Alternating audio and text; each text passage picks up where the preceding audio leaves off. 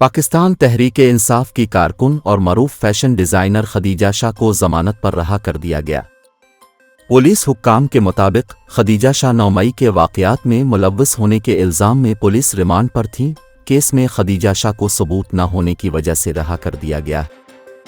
Police हुक्काम के मुताबिक खदीजा शाह को 12 दिसंबर को राहदारी रिमांड पर लाहौर से क्वेटा मुंतकिल कर दिया गया था। खदीजा शाह को 6 रोज़े रिमांड पूरा होने पर आज इंसदाद दहशतगर्दी अदालत में पेश करना था, ताहम पुलिस ने उनको अदालत में पेश करने के बजाय ज़मानत पर रहा कर दिया। वाज़ेह रहे कि पुलिस ने जिना हाउस लाहौर में जलाओ, घेराव और तोड़ फोड़ के केस में खदीजा शाह को गिरफ्तार किया था।